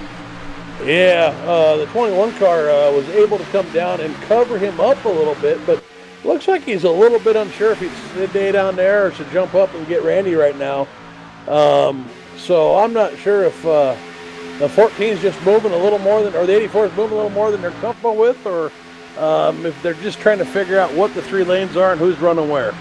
Yeah, it definitely is. And note there, we just watched that previous lap. They were so close together, was side by side with the 01 of Travis Brown and the 21 of Daniel Holloway, but Holloway did lead his 20th lap on there, but it was not, but maybe half the splitter was what separated them. But it looks like right now Travis Brown has the edge, but here comes the 21 of Daniel Holloway again. Yeah, the inside line seems to prevail a little bit going through the corner, but the outside line looks like they get just a little bit of a run coming off that corner and down the straightaway. So, until that inside line catches back up. Yeah, and we'll see if that does catch up here. It looks like the inside row doesn't have the help it did. I'm really surprised by this, that second row actually has more cars. As you can see just how dominant it is right now, being pushed by the 84, the 93, the 76, and the 54, as looks like 2 of them are going to drop down, Daniel Holloway and the 84 of TJ Buck. The 03 just not having enough room. He wanted to get in there, though. Yeah, and I get the sense watching that 84 of TJ Buck that he's not real happy running behind people. It looks like people keep covering up when he's not kind of wanting that, because he keeps trying to shoot up maybe and find a hole. He was the guy that kind of shot up and started that 3-wide in the middle all by himself last time, and watching Daniel Holloway cover him up, it looked like he was looking for somewhere to go. As Daniel Holloway drives up to the top lane and picks up that line, I think you saw a little more momentum up there, picks up the 03 of Corey, and we'll see if they can get something going there. Yeah, and I really think that was a good call, but now it looks like the 84 and the 01 are going to work together really good and push TJ Buck here to the lead, as this will be his first lap led if he can do it. And he does indeed lead his first lap, as TJ Buck leads 1 lap here to get that bonus point. And we're on lap 59. We are 2 laps away from being at 20 to go. As this is going to be very interesting with 20 to go. Not seeing the 3-wide. I think these guys have realized that it's not all that beneficial, and they're going to save that maybe for those last 5 to 10 laps. It takes momentum to get a 3-wide. A lot of times, if you're going to make that 3-wide work, you even have to back up a little bit and get a couple cars. So I'm not sure if they're waiting or if they're just regrouping here. And they very well could be regrouping here, as this front group is, let's see if we can take a wider angle here. It's not that many cars in this front group. Before they have a little break there, it is pretty big, but you look here all the way to, I think that's, let's take another look here. Not sure who that is. About 12th place or so, the 83 of Jason Papp, and then you have a little bit of a break. And I'm wondering if this little break here, I don't think they've lost the draft, starting with the 66 of Scott Leitner, or if that's their strategy right now, that's that group that's holding back there a little bit, waiting for the wreck to happen in front of them. You know, it's hard to say. I think there's different levels of patience in this. You know, with me, when I got 20 laps to go, if I'm in the back, I feel like I need 20 laps probably to get to the front, unless, you know, the seas part and things just work out right for me. So with 20 laps to go, I don't know that I'd be hanging back too far, although when you're talking about a smaller gap like this, you slow down the cars enough in front of you when you hang back that far that you actually can a lot of times get a big run on them, and that's what we talked about, shooting to the outside of somebody or getting that third line. So it doesn't look like the 66 is really doing much either, so I'm not sure what his strategy is right now. That's interesting. And while you're there, I just noticed the 95 of John Lombard has, this group has kind of fallen off a little bit here as Chris Akers on the bottom here, one lap. So it's really split into our top 7, and then you have about 8 through, I'd say about 16th. So you're, that front group has just broken into 2 pieces out of nowhere. Yeah, but they're not getting far enough apart again. If we keep this under 2 seconds, that back. Oh, I knew that was coming. We got cars going around. The 76 and the 01 get together, but no caution comes out, as there's the caution. We got a ton of cars going together. Caution comes out once again, and if you go back and watch the 76, you'll see exactly what happened. Well, what we had there was exactly what we had is the 01 it kind of looked like he was making himself a little bit of room there. 76 and a 54 really weren't going to give him a whole lot of room to make that third line. And, well, the 01 got it done. He did. Travis Brown squeezing his way in. Definitely made room. I think that's the key there. He made that room, as it was very little room, to say the least. But he did make it, and it didn't quite work out, as it involves a lot more cars behind him. The 01 of Travis Brown, though, does sneak through. Yeah, and I think, you know, for the 76, I think he just didn't know what line. Really, the guys behind him kind of split into 2 lines and didn't know which one he was supposed to be leading. So I think he just kind of played the middle there. Yeah, he definitely did.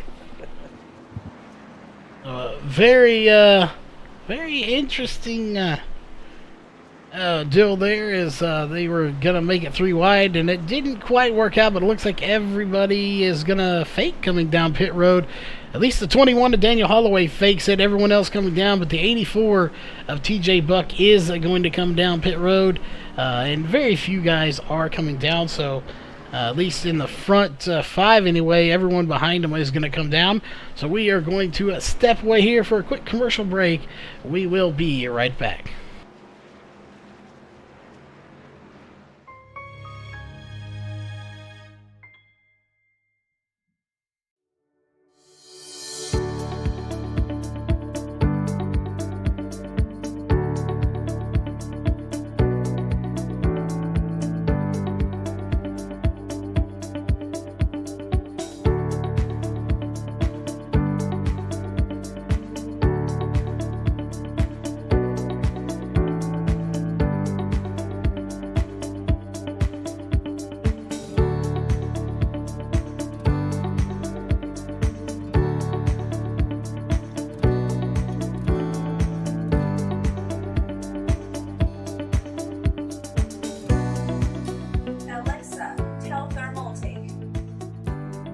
Hi, I am Thermaltake. Say command.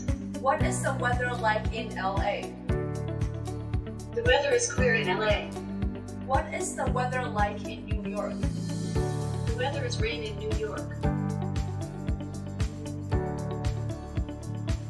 Use flow mode. Low. Say hello, TT. Hello, TT.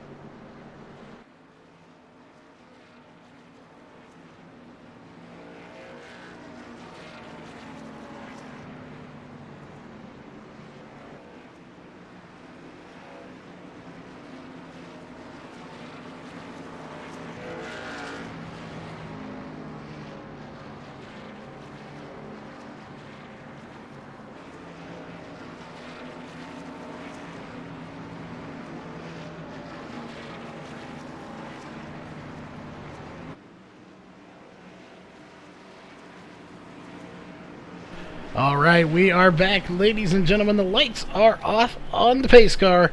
That, of course, means we are going green this time. It kind of be nice if we go crank it up, but we don't have a crank it up cam here. So if there's anyone out there that makes camera packs, that would be great. For some reason, we do not have a crank it up cam for these super speedway tracks.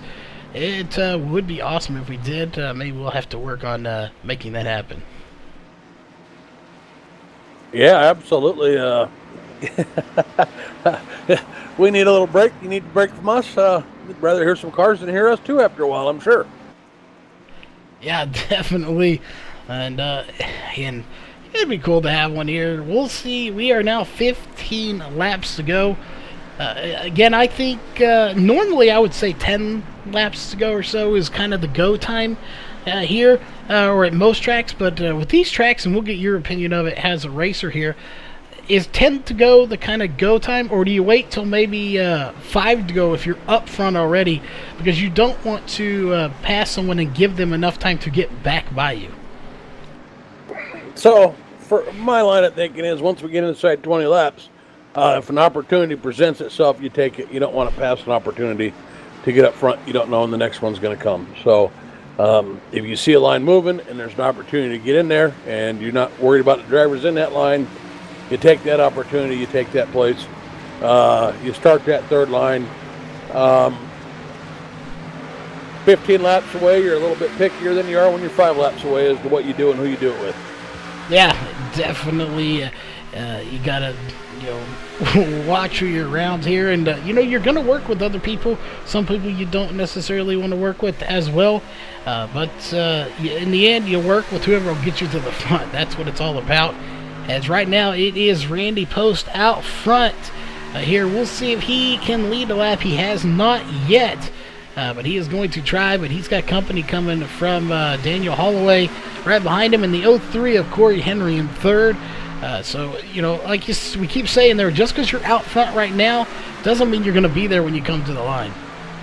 Yeah, Randy Post dove up to the outside, actually covered up Daniel Holloway, let the 03 of Corey Henry get to the lead on the inside. So I don't know if that was a defensive move. He was worried more about Daniel Holloway than Corey Henry, or if this was a move where they've been working together pretty well tonight and wanted to get up there and work with somebody who was comfortable with. I tend to think it's the latter here, but we'll see how these guys work together and how long it is before Daniel Holloway says, it's my turn. Yeah, and I think he wants to get up there. He has still led the most laps here, 30 to go. 30 laps, 13 to go, and it looks like the only people that could possibly get up there, and actually I don't think anybody could, so I think he has secured the most laps led here with 30, as the next closest one is Dwayne Cooper, and he is back in 9th place right now, so he'd have to get up here almost instantly, but even then it would only be 26, so yes, for sure, Daniel Holloway has secured the most laps led. Yeah, and about 5 rows back, we got some 3 wide, and we got a little bit of car movement too in those 3 wide. So getting a little snaky there. We got to watch out. Oh, and there it goes. And it does. The 12 gets into the back of the 350 in the 3 wide scenario. And there it is. So we'll go back. Let's watch the 350 here, as we may go on board with him. So give us just a minute to get to the replay camera here, as we will go on board here with the 350 of Alex Kinsler, as this is not going to be pretty from his seat. Yeah, you might want to go on board with the 12 after that, though, because I think he was the one where he was a little bit further back and made contact. And we will go on board with the 12 as well. Somewhere, there it is right there, into the outside wall.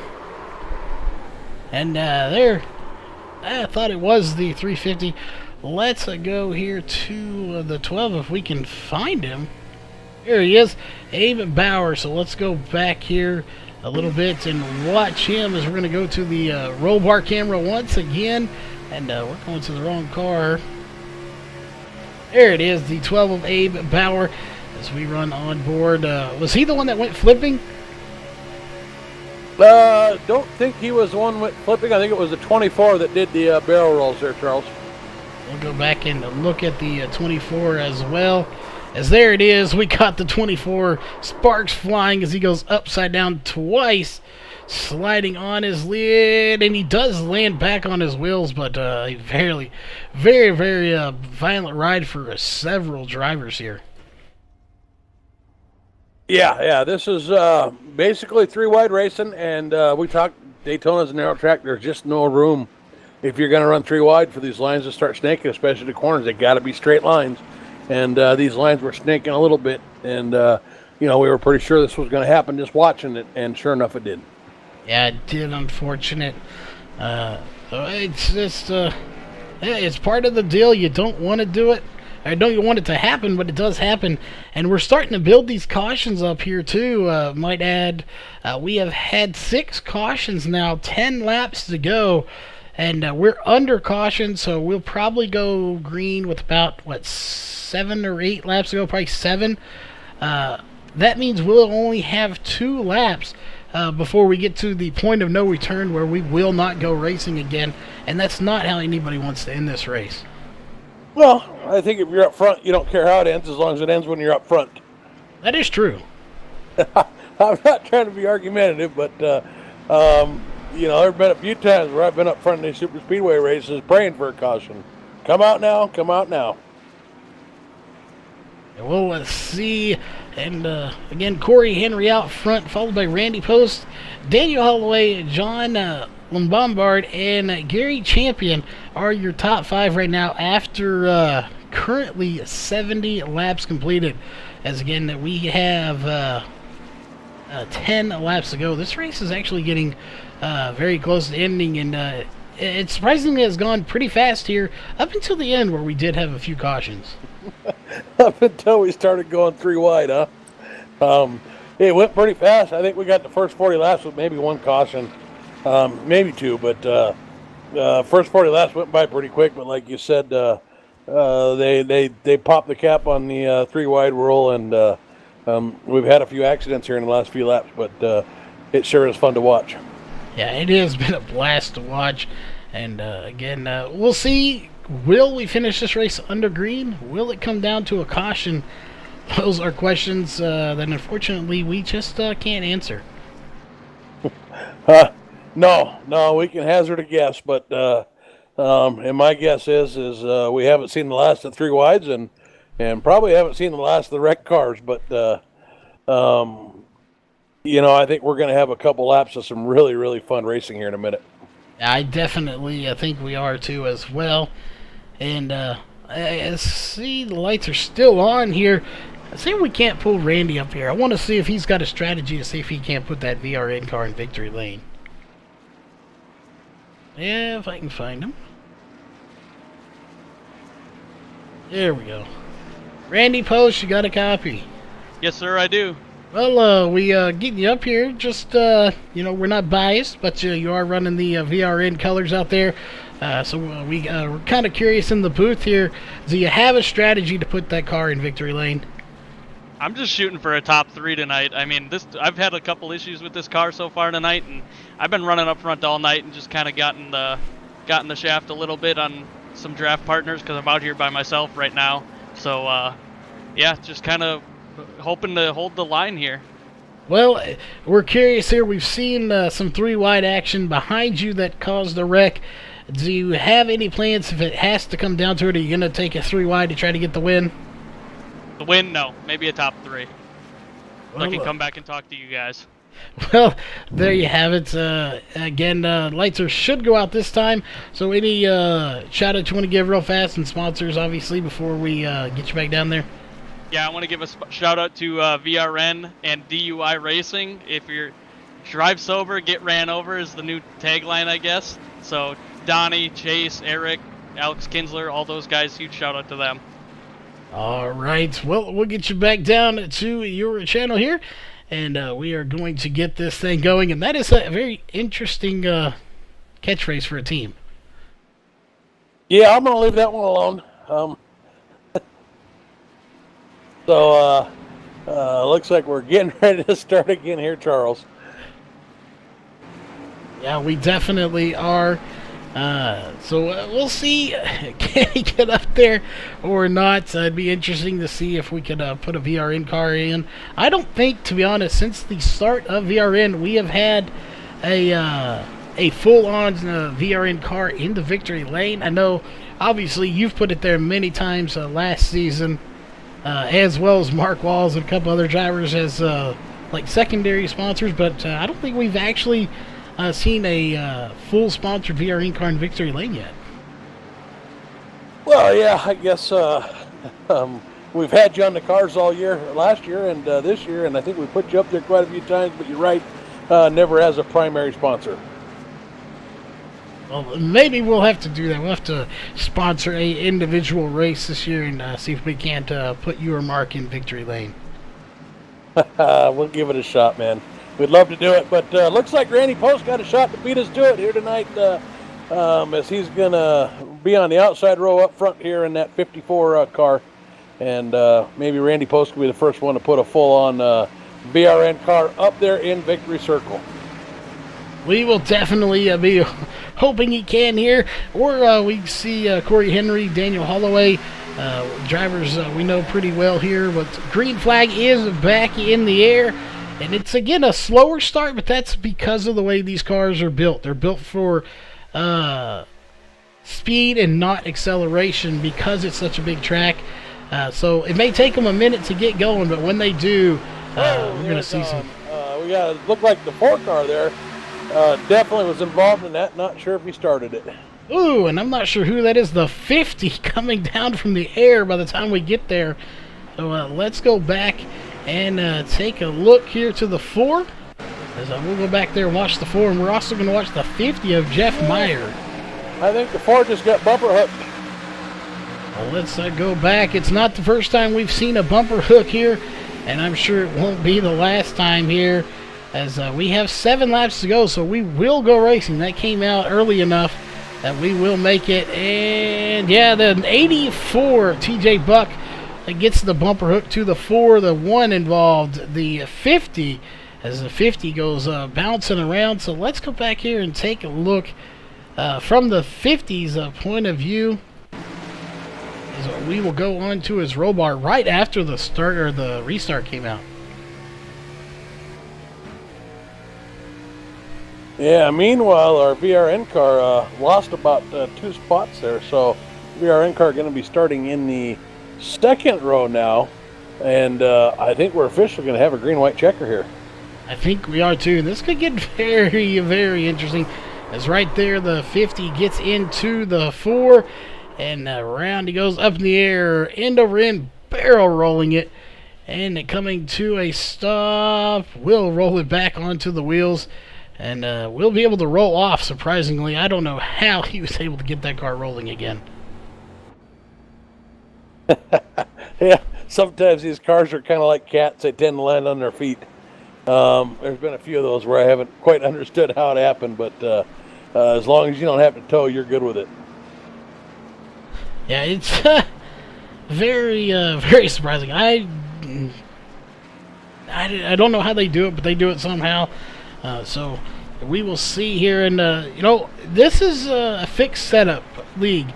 While we're under caution here, it's not directly about this league, but I am very curious as to how this will affect, because next week, if I'm correct, the 5th, starting on the 5th, is week 13 on here in iRacing. For anyone that doesn't know what that is, that's kind of our downtime. We have a week of non-official racing going on. They update, our big updates come out, and these setups are going to change, so they tend to pretty much change quite a bit. I don't know if it's going to affect these too much, but if they do any adjustments on these cars, that very well could affect how this racing happens too.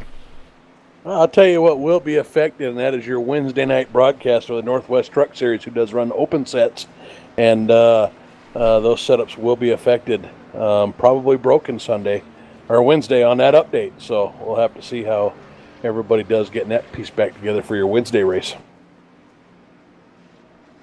Yeah, it's definitely going to be affected. So we'll see just how bad or if it's going to be just a little fix. We don't really know till the release notes come out. Yeah, we don't. They were hinting around it. They were going to make some more changes to the front geometry on these cars, which basically usually, just like you said, breaks all the setups. I mean, we have to have completely new setups, which for a league like this, these guys have been rotating through the different cars, but they've been running these fixed cars on the same tracks week after week after week, and the cars will have different characteristics. So in some aspects, it will be starting over, as they're probably getting pretty comfortable in these cars on these tracks right now. Yeah, they are. And want to just do a quick update here with 4 to go. Fixing to be 3 at the line. It is currently on the track right now. 21 cars are on the track right now. All 21 on the lead lap. Out of the race now is Chris Akers. Unfortunately, Travis Brown out of the race. Brandon Wilson out of the race. PG O'Leary sitting on pit road. Joey Amanti out of the race. Mitch Beaver sitting on pit road. David Harp, Jim Walton out of the race. Donovan Ranta out of the race. And of course, Ted Manning did not start. And obviously, you're in here because of some kind of glitch that wouldn't let you come in as a spectator. So, few drivers out of the race.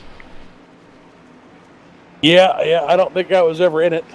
Barely got to the broadcast, so still not sure what happened there, but we've got so many weird computer problems going on right now that nothing surprises me. Yeah, definitely. At this point, nothing surprises us when it comes to stuff like that. But we're working there. We're going to get those bugs out of there. It's the new build bugs, as I like to call them. Well, speaking of getting going here, we got a green-white tractor. There is not going to be a lot of time for guys to go. There's a good chance we got some guys a little further back going to try to get aggressive, make a big move early, which very likely could result in a wreck that ends this thing prematurely. But we've got Corey Henry going to start P1, Daniel Holloway going to be outside of him or inside of him, whatever his choice is, also on the front row. Randy Post, Gary Champion going to go in the second row. And then we've got Alexander Russell and John Lombard in the third row. Dwayne Cooper, Daniel Jackson in the fourth row, and anybody behind them is going to have to make some serious moves if they're going to get up front here, or have some seriously good luck avoiding a wreck that happens in front of them. Yeah, this is going to be 2 laps to go, so we will literally have a green-white checkered coming out. Somehow, I hate to say this, but I think this race may end under caution because I think we're going to see something crazy. And if we maybe see that with the white flag in the air, we won't see a caution. So we will really have to be paying attention for that to see what happens. But it's going to be a tough one. I don't know. Maybe it will end under green. We'll see. Well, if you're back there, even in the second row, you're probably looking for a way to get 3 wide and make this 3 wide. So maybe you're driving the mirror waiting to see somebody else come from and you're going to try to jump up right in front of them or whatever. If you're in that third row, fourth row, again, you're looking for any momentum to kind of get you into that third line to make a move. Because at Red's your only chance of getting up front and winning here. Yeah, it really is. So, again, they have 2 laps to do it. Who is going to win? Honestly, I think it could be anybody in our top 15 right now, just depending on how this goes. Yeah, we've seen it enough times. We've seen the lead car wreck in these situations more than once. And, a whole pack, and then we see somebody 5 or 6 cars back come through the smoke and end up getting a win or a top 3. So you're absolutely right as the pace car pulls off.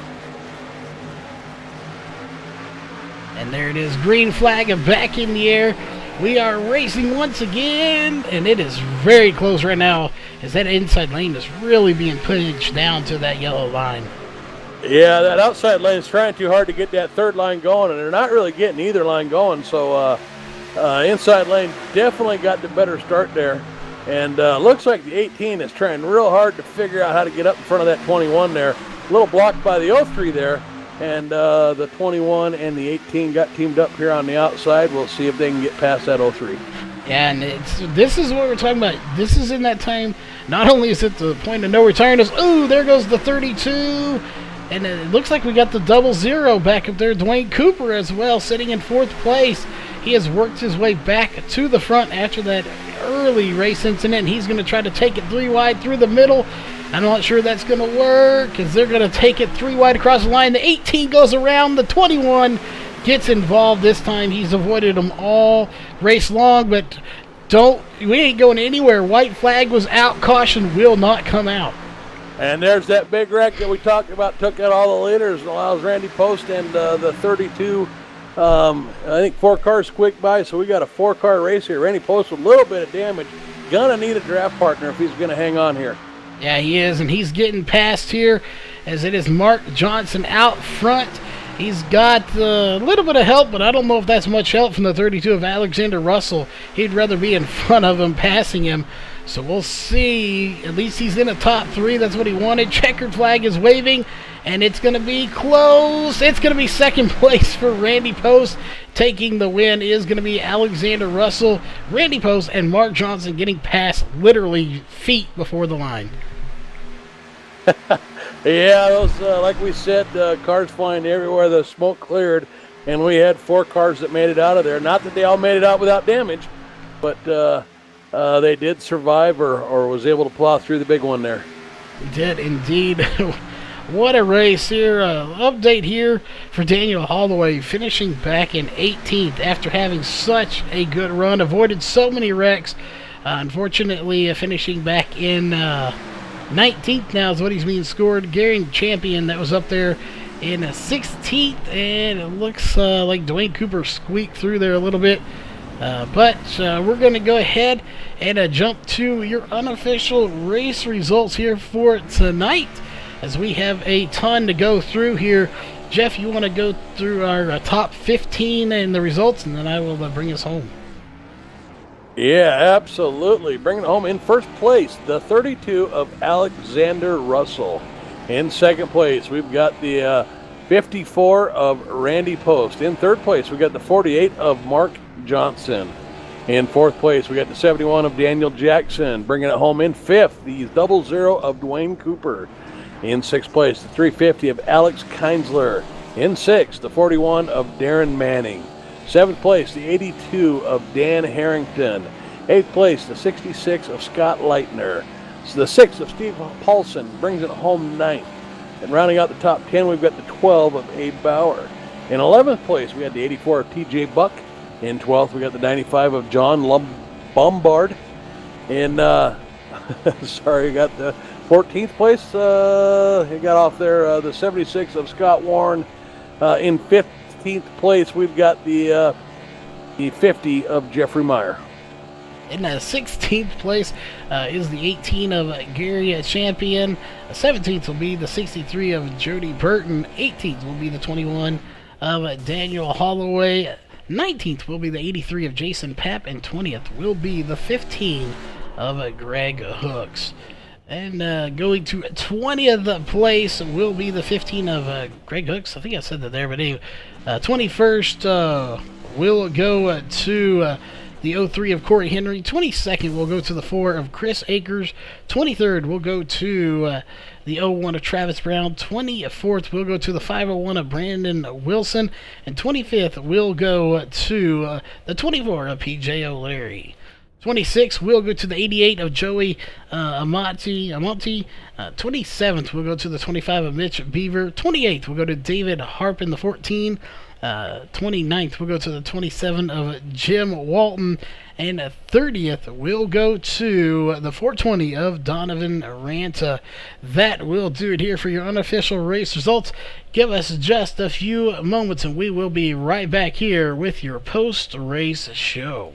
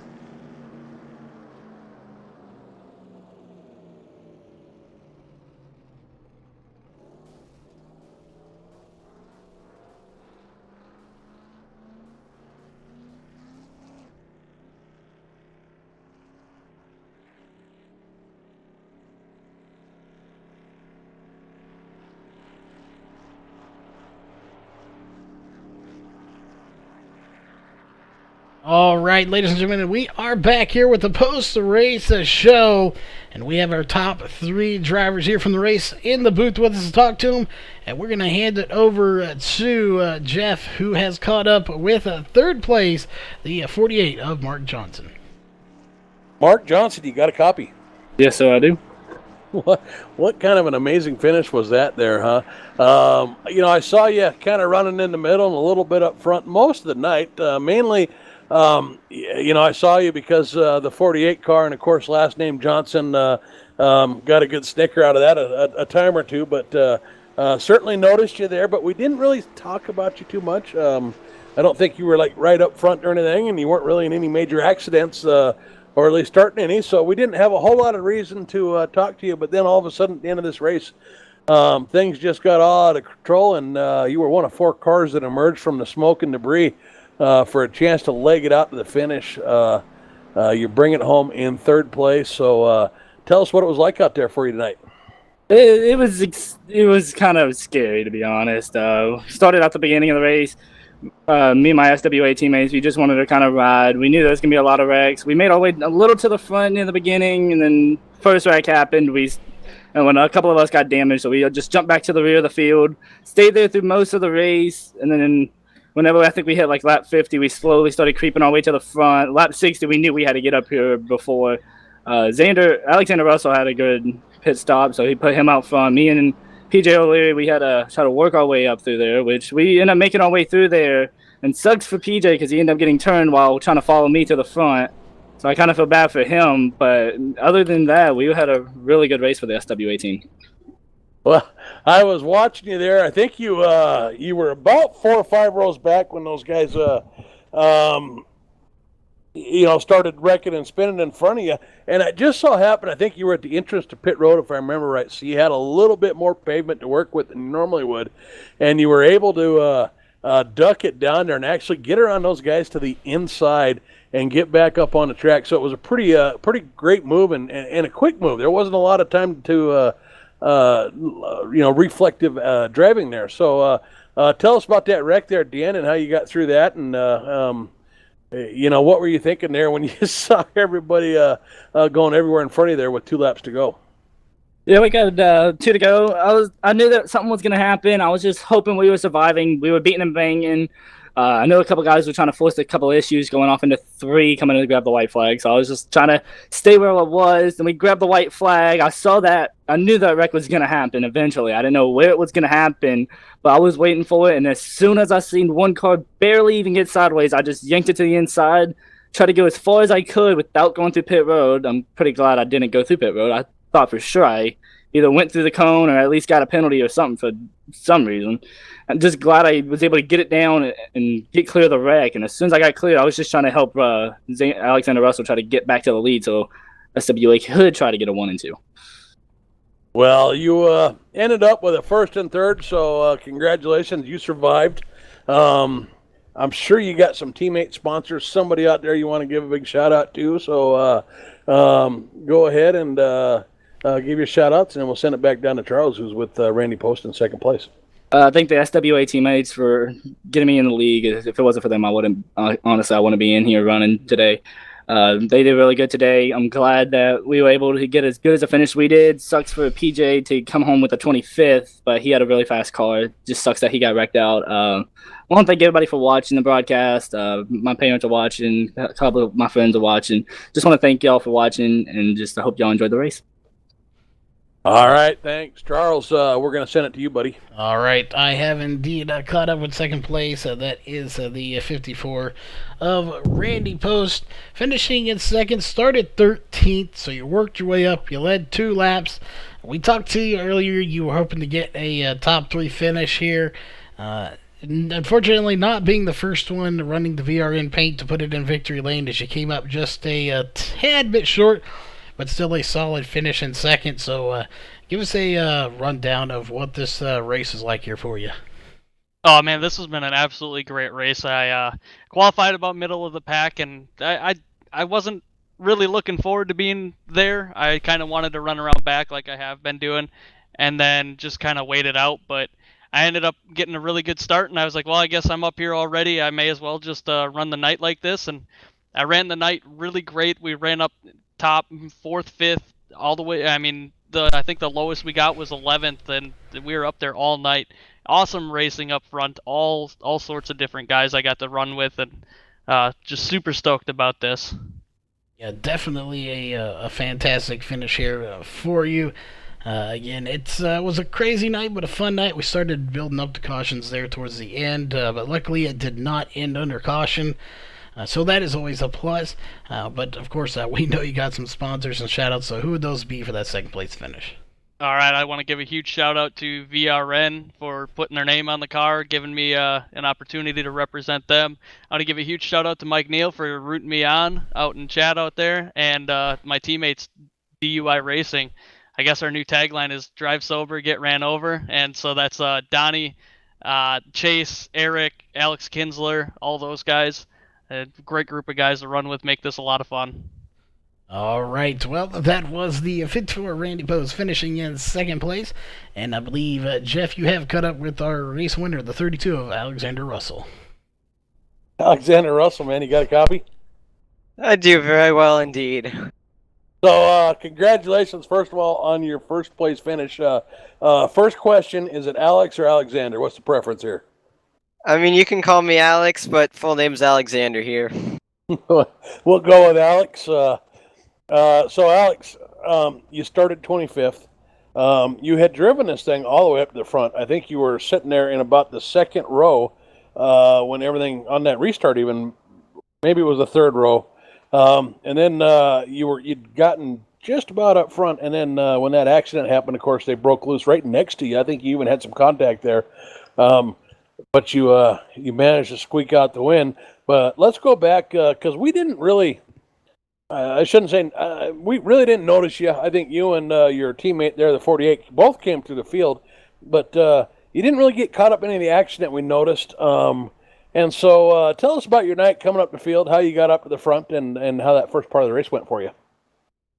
So first part of the race, I was involved in the first wreck. Like, it happened right. I was basically right in the middle of it, which it started the whole night cycle. So after that, it was basically trying to ride smooth, beat Matt Kenseth, as I say, or I hear as often, because I'm normally not mentioned very much. And after that, it was about 20 to go. That's when I started to kind of move my way up through the field, kind of silently but surely. And last two restarts, I was top 10. I was like, I could do something here. I could go for the win. Then the wreck happened right away. Made my way up to 5th. And last restart, that was restart of my life. I was pushing Gary Champion, who he was a big part of this. He was able to keep it right on Corey's bumper, and we pulled out from Dwayne. Gary moved up, and I was right on Corey Henry down the backstretch. Dwayne kind of sandwiched me in between there. And Gary Champion kind of hit me in the door at once, which I don't think it was his fault. Could have been a little contact. And then through the trioval, we took the white flag. Then Corey Henry, I don't know what happened, but somehow everybody kind of spun. I was hit by someone. I can't remember who. And I saw Randy Post and my teammate, Mark, behind me.